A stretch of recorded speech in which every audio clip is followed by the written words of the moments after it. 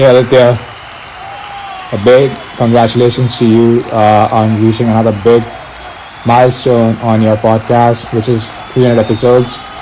And I'm very happy how far you have come along and the way the podcast has grown. And I think I really like the content that you have put out this year. Main changes that you did was the reading sessions and adding the songs. I really love the songs. I think you should continue doing that. And again, congratulations, and here's to another 100 more episodes, and good luck, and wish you the very best.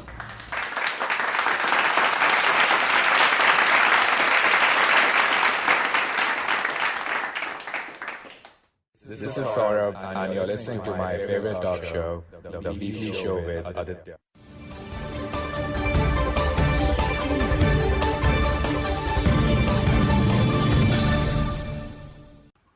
This is episode 300 on the 16th of December 2020. Remember the date. We have a very special episode in store tonight as the discussion around the 300 episode gets more real.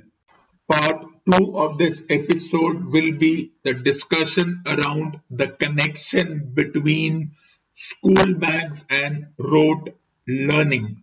Let's start episode number 300.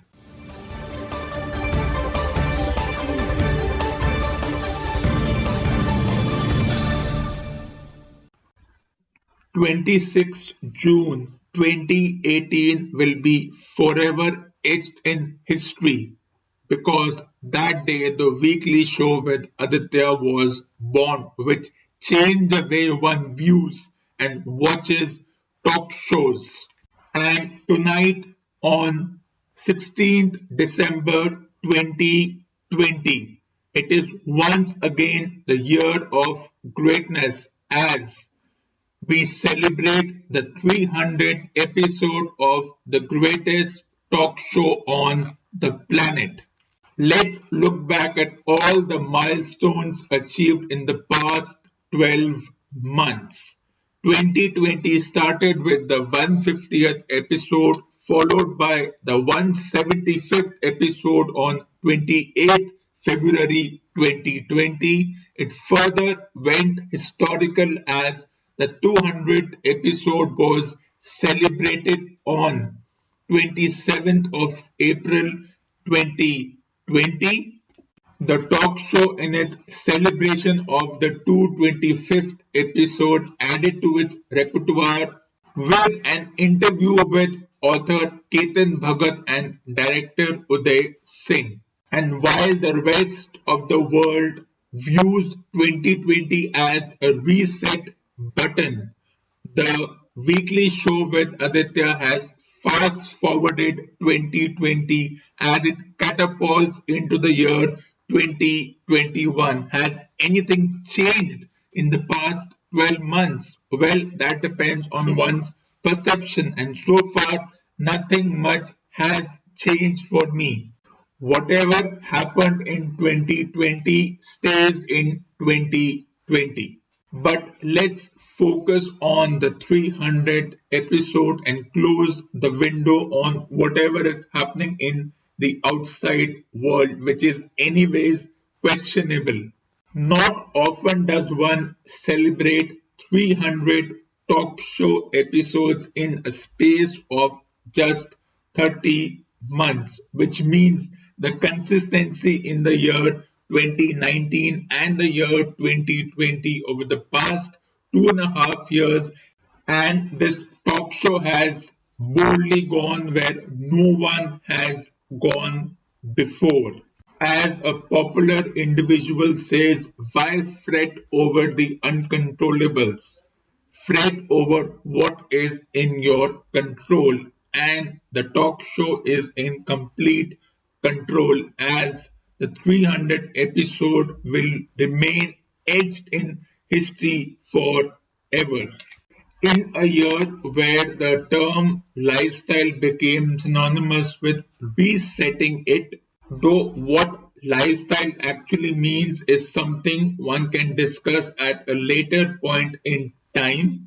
The world may perceive 2020 as a year of looking at yourself and resetting one's priorities. For me, it's been a year of greatness. Though there is still a long way to go to make this show the greatest talk show ever. So remember the date 16th December 2020, because this talk show is going nowhere and 2021 will also be full of surprises.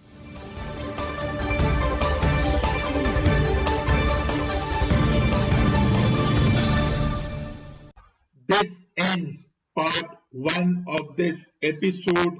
Stay tuned for part 2.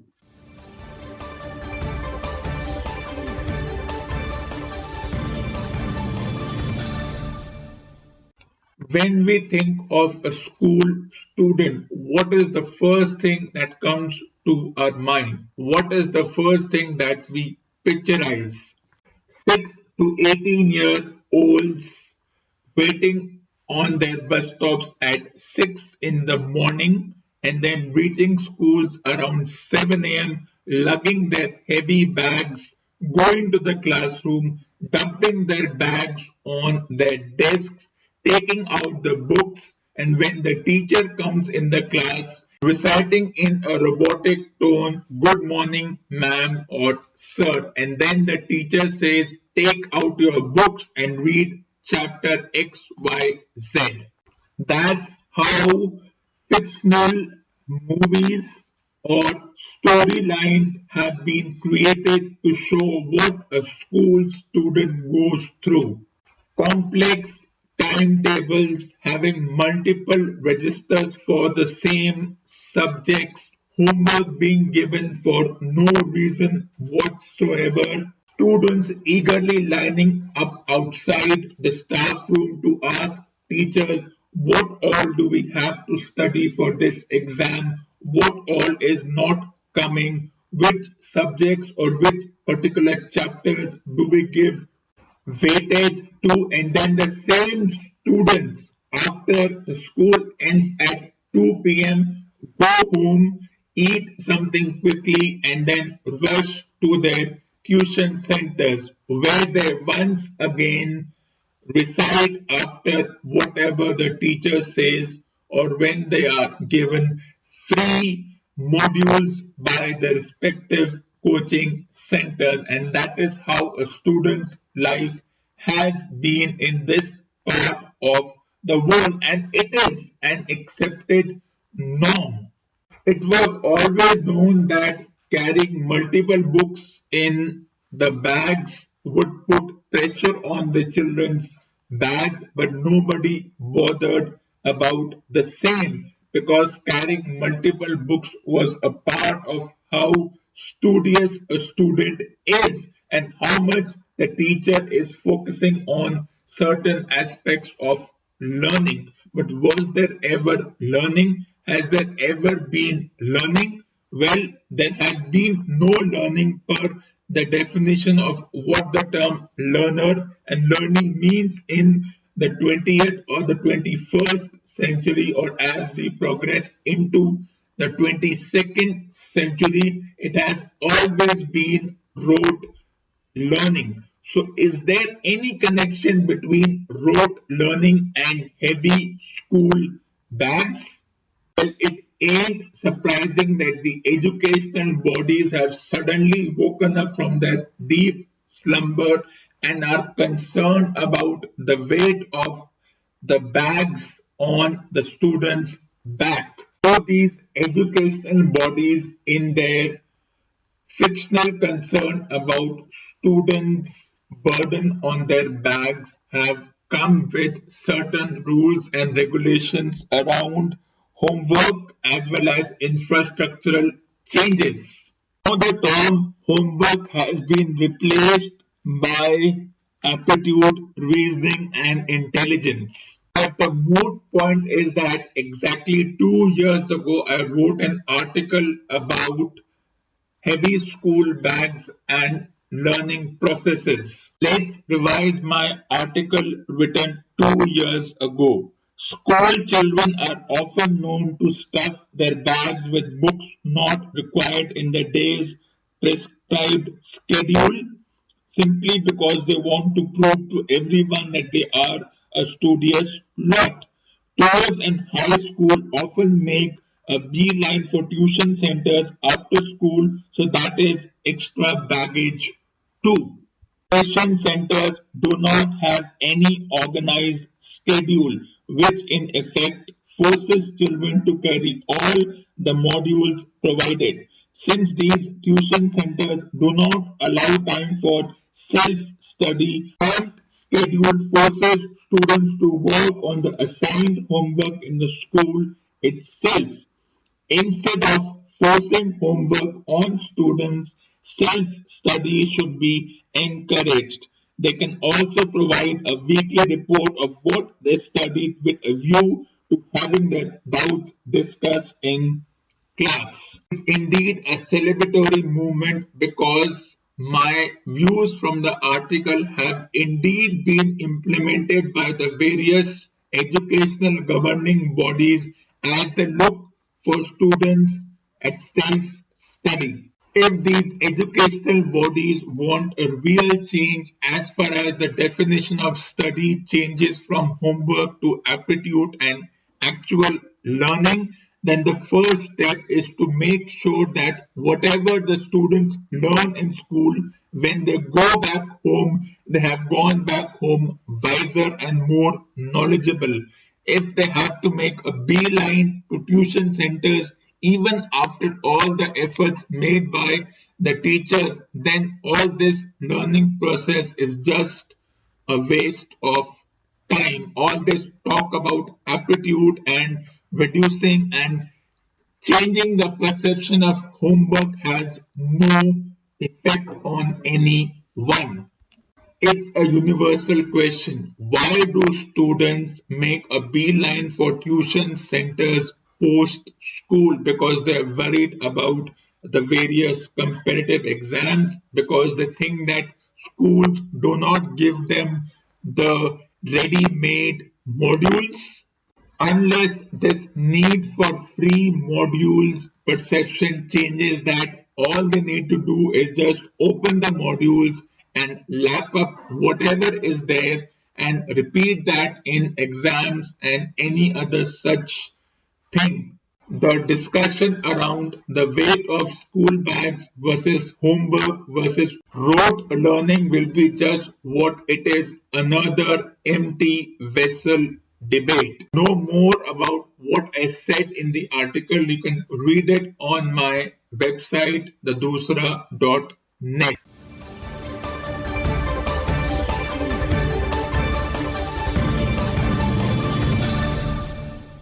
This ends part B of part 1 of this episode. Stay tuned for part 2.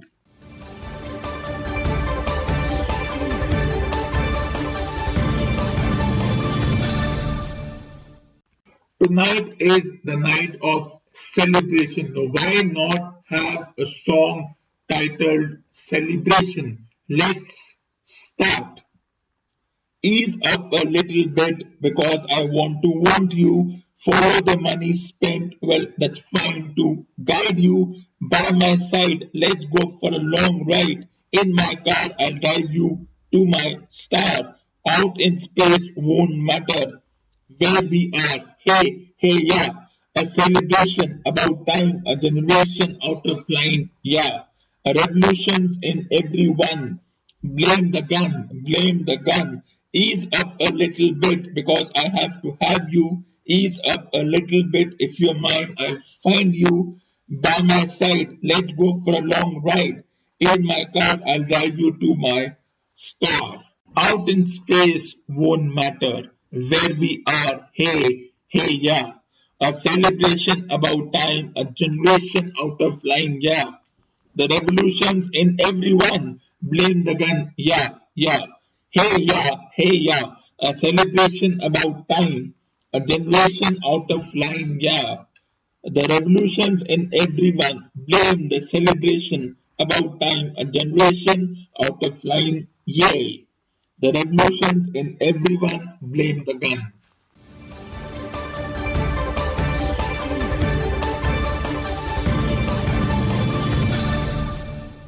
This ends part 2 of this episode. Stay tuned for reading section 1.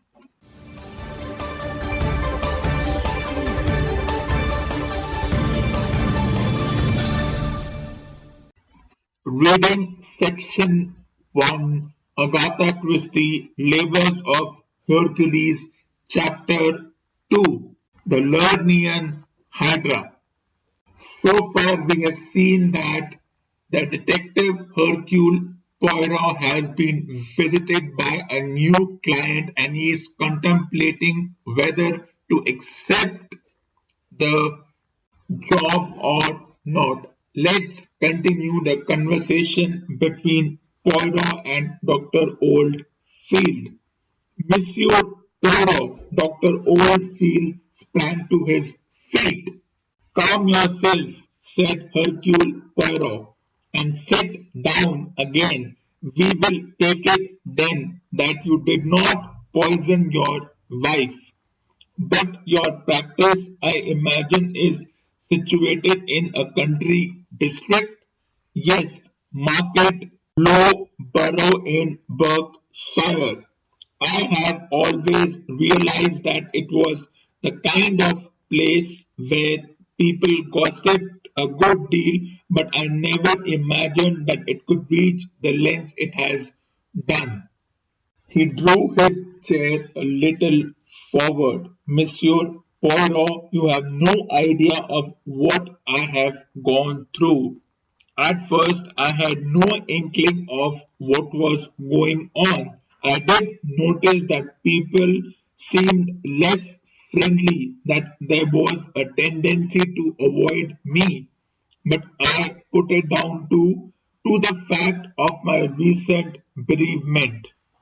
Then it became more marked. In the street, even people will cross the road to avoid speaking to me.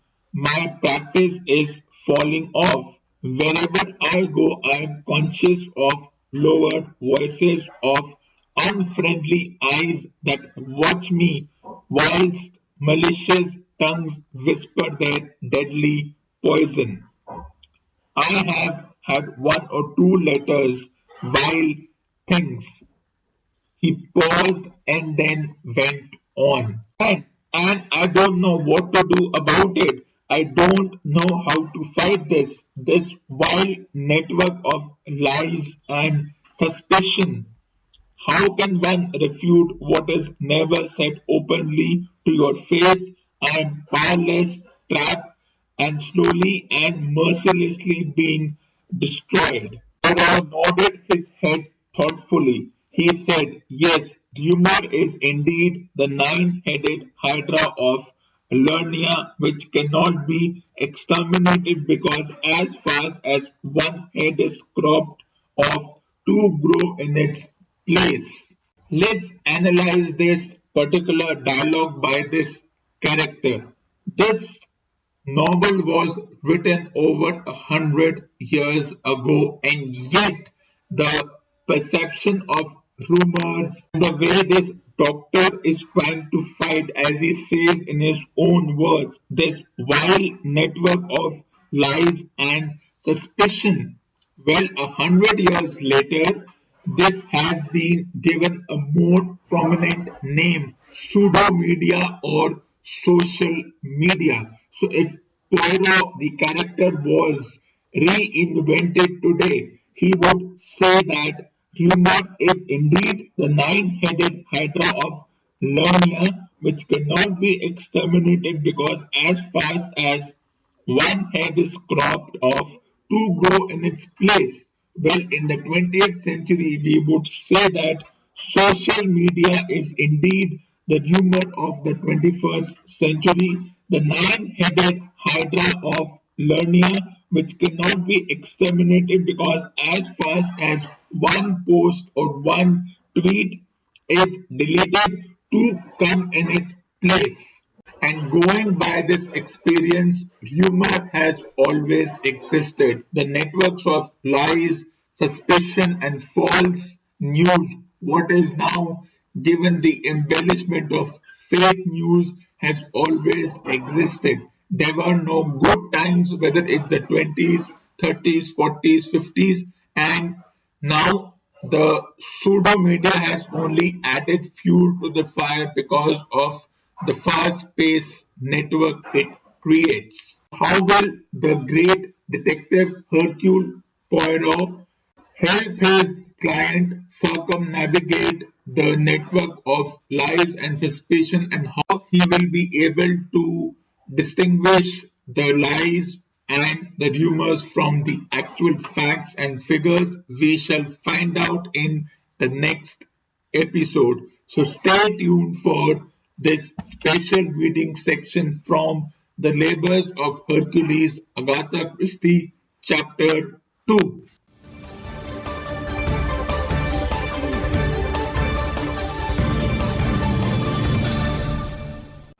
This ends reading section 1 of tonight's episode. Stay tuned for reading section 2.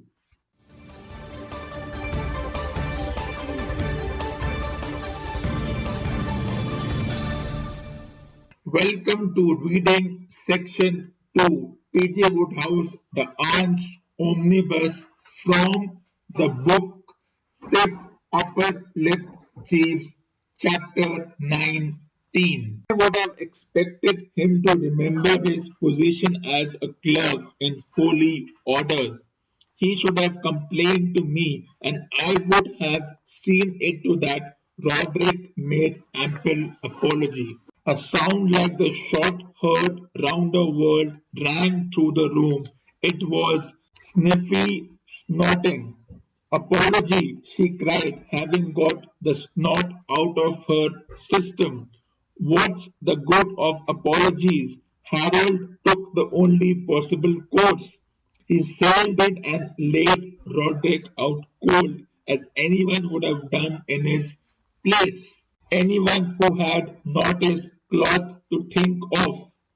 For goodness sake, Uncle Watkin, a fellow can't be thinking of cloth all the time. It was an emergency. Roderick was murdering Gussie Fink Nortel, and Mr. Pinker stopped him. Great heavens! There was a pause while Pop Bassett struggled with his feelings. Then Stiffy, as Stinker had done with Spood, had a shot at the honeyed word. She had spoken of Stinker cooing to Spood like a turtle dove, and if memory served me right, that was just how he had cooed, and it was of a cooing turtle dove that she now reminded me. Like most girl, she can always get a melting note into her voice if she thinks there's any percentage to be derived from it. Not like you, Uncle Watkin, to go back on your solemn promise. I could have corrected her there. I would have thought it was just like him. How will Pop Bassett respond to Stiffy's accusation and all the chaos surrounding Roderick, Stinker, and Gussie Fink Nortel? Let's find out in the next episode. So do not forget to listen reading section 2 of the next episode.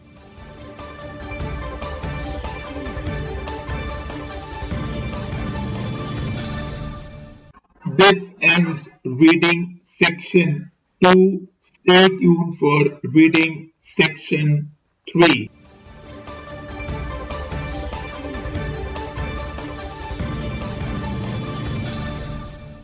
Welcome to reading section 3 of episode number 300 from the book David Baldacci's The Fix.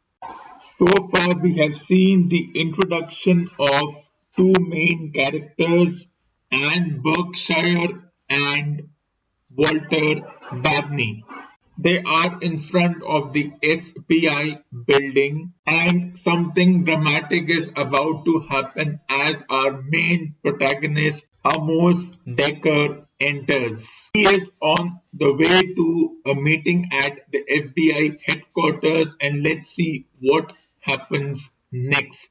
He was not looking forward to it. He sensed that a change was coming, and Decker did not like change. He had experienced enough of it in the last 2 years to last him a lifetime. He had just settled into a new routine with the FBI, and he wanted to keep it that way. Yet apparently that was out of his control. He stepped around a barricade that had been set up on the sidewalk and that stretched partway into the street. A manhole cover surrounded by an orange web barrier had been opened, and workers were congregated around that area. One man in a hard hat emerged at the opening of the manhole and was passed a tool by another man. Most of the other workers stood around, some drinking coffee and others chatting.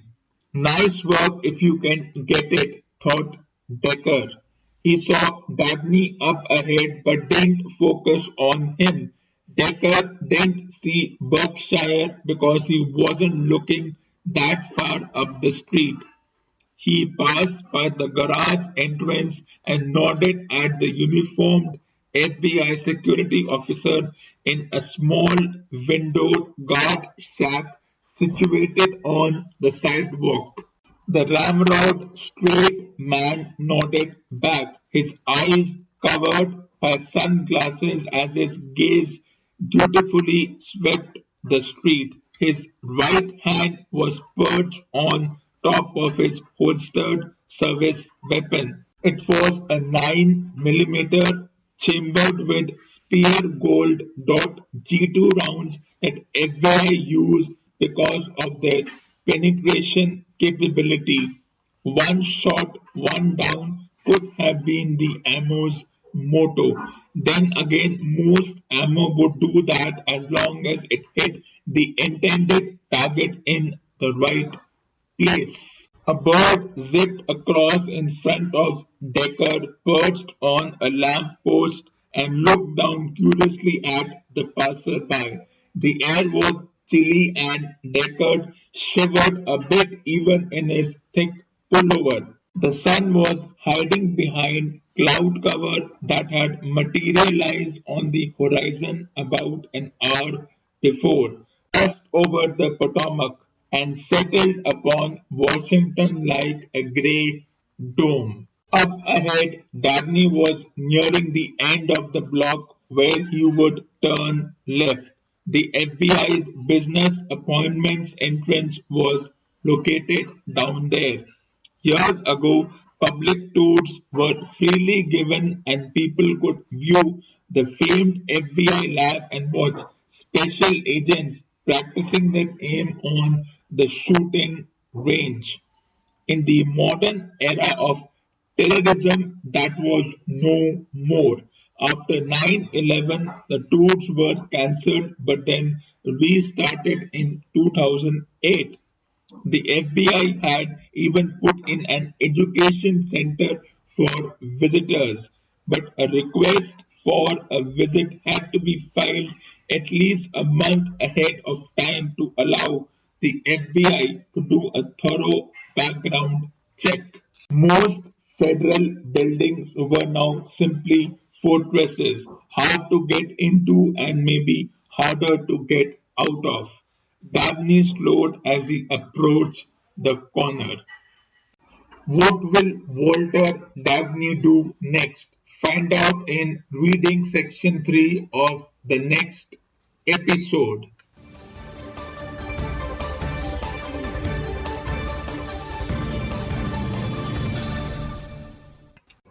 This ends reading section 3 and episode number 300 on this historic night of 16th December 2020. Remember the date.